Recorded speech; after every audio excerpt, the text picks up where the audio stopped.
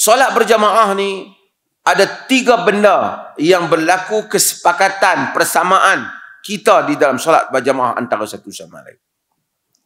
Perkara yang pertama, kita sama apa dalam solat jemaah ni? Perkara yang pertama kita sama ialah kita sama pada perbuatan. Serentak, sama, imam rokok, kita rokok, imam i'tidal, kita i'tidal, dia takbir, kita takbir, sama. Perkara yang kedua kita sama dalam sembahyang berjamaah ni apa? Kita sama pada satu tempat yang sama. Tak sah sembahyang jemaah tengok dalam TV, kita ikut di rumah kita. Tak boleh. Hendaklah ada kesamaan tempat.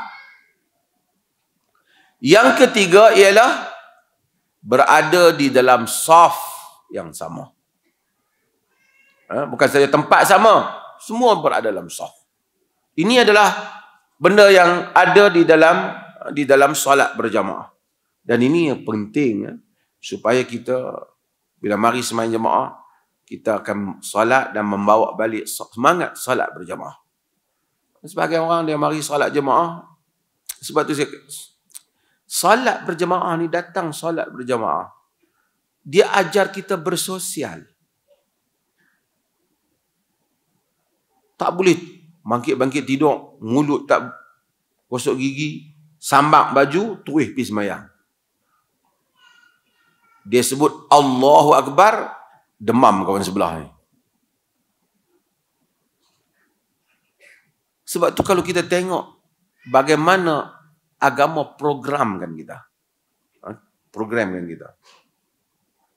Supaya orang Islam ni ada wangian-wangian dia. Sebab dia nak kena sembahyang jemaah. Sehari 5 kali. Ataupun mungkin kalau dia ni, dia tetap kena sembahyang. Tak boleh sampai sehari tu tak mari masjid langsung. Dia ada wangian-wangian dia. Dia tentukan mandi. Dia basuh muka dia. Dia akan siapkan. Dia akan bersugi sebab dia akan bercakap dengan orang sebelah dia. Sebab tu orang kadang-kadang mari ke masjid ni. Kadang-kadang mai minta bantuan kat masjid. Dia cakap tu kita tahu dah dia ni bukan orang masjid kot ni.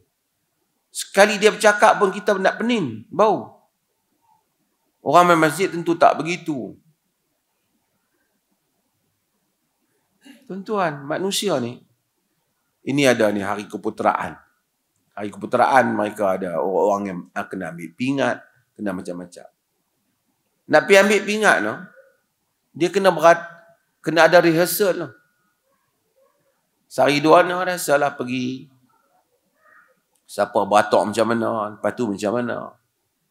Kalau ada majlis-majlis apa, orang yang nak buat majlis kena rehearsal. Nak ajak macam mana nak duduk dalam pasukan, macam mana nak duduk dalam barisan. Itu satu ketamadunan. Manusia tahu macam mana menguruskan ketika bersosial atau berjamaah hidup beramai. Tapi Muslim setiap hari 5 kali dia ajar. Tu saya sebut beberapa kali. Amazing. Amazing. Pergi Mekah. Pasal tempat lain pun sama lah. Tapi Mekah ni yang ramai. Madinah. Ambil Masjidil Haram. Ini Malaysia, Indonesia, Afrika, Europe. Mana lagi negara dalam dunia ni. Tak pernah kenal. Bahasa pun tak tahu. Allahu Akbar, Allahu Akbar. Asyhadu an la ilaha illallah. 2 juta, 3 juta orang duduk dalam saf. Sebelah dia tak kenal. Boleh duduk dalam saf. Imam di depan, lurus saf. Ini mudah tuan-tuan. Agama mengajar kita. Imam rokok, kita rokok. Imam takbir, kita takbir. Sepatutnya dengan latihan yang Allah bagi, kita adalah umat yang sentiasa terbaik. Tersusun. Tapi kita tak terjemahkan. Inna Allah yuhibbul ladhina yuqatiluna fi sabilihi saffa. Allah suka orang yang berperang pada jalannya dalam keadaan saf. Yang ini tersusun. Tapi kita gagal terjemahkan hal itu. Negara orang Islam tidak menjadi negara yang tersusun, tak teratur. Kita lama masuk masjid, elok semayang. Tu imam tak takbir, kita jangan takbir lagi. Pergerakan kita ikut. Orang tak turun daripada i'tidal, nak turun sujud kedebum macam tu. Itu macam unta. Turun dengan lunak. Dia ajar santun, elok. Tapi bila guna tandas masjid, patah habis. Buka paip ayat semayang, tercabut paip. Kita tak terjemahkan. Kemarin saya tegur satu kereta. Kereta Wira siapa tau.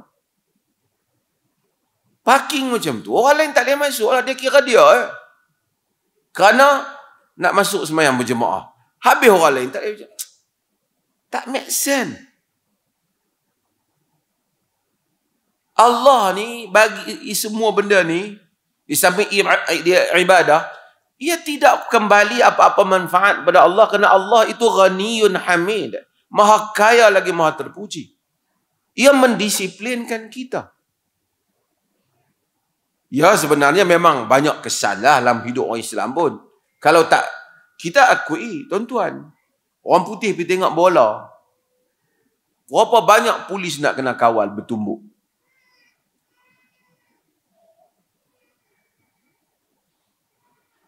Dia dalam TV dia apa kan? If your religion is football, stay with us. Ya. Macam tu kan.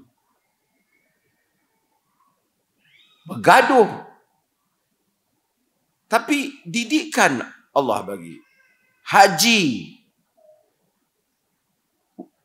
Tak boleh mencarut. La rafatha wala jidal. Jangan bertengkar. Pergi Mekah. Macam-macam bangsa. Jarang kita nak tengok orang tu bertumbuk. Bergaduh. Melainkan sikit-sikit bising, habis. Tak bergaduh. Tolak-tolak. Tak bergaduh. Ini kesan. Kalau hak bergaduh tu pi mungkin niat lain lah kot. Tak bergaduh orang Islam. 2 million, 3 million. Pernah nak dengar? Tahun haji tahun ni. Bertumbuk pula dah. Tak ada. Tak ada cerita orang balik, cerita bertumbuk jemaah haji. Melainkan ada siapa mungkin pergi, tak apa nak betul daripada awal. Dia pun tak wajib haji. Telan ubat pun tak ancok. Itu cerita lain. Tapi, tapi kita sebahagian besar daripada amalan ni, kita belum terjemahkan dalam kehidupan kita. Jemaah Haji Malaysia. Jemaah Haji Malaysia. Orang kata siapa Jemaah Haji Malaysia? Agak disiplin lah. Mungkin orang Malaysia tu sendiri pun disiplin. Bagi markah juga. Tapi salah satunya bagi saya ialah kerana ada pendidikan. Kita hantar anak pergi sekolah, pergi berguru. Bukan soal dia paling pandai kira. Bila kita berguru, apa yang anda dapat pergi sekolah? Bukan soal dia dapat pergi sekolah tu berarti daripada tak pandai membaca, boleh membaca. Daripada tak pandai mengira, boleh mengira. Bukan itu saja. Menuntun ilmu, belajar disiplin. Macam mana nak duduk dalam majlis. Macam mana nak bercakap dengan orang. Macam mana nak mendengar dengan baik. Macam mana nak tanya balik. Itu membentuk perwatakan diri. Sebab tu kalau tak pergi sekolah, orang tahan ni tak pergi sekolah lah. Bukan mesti dia tak reti kira. Dia tak mempunyai adab dan kesantunan.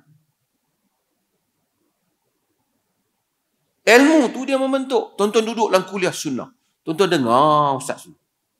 Tuan-tuan duduk dalam orang yang datang perkampungan sunnah. Dia balik. Dia duduk teringat. Pasal apa dia duduk? Kerana dia duduk dengar orang cakap apa-apa rujuk Quran dan sunnah. Lama-lama hilang. Daripada fikiran dia, segala tok wali keramat dia ni hilang.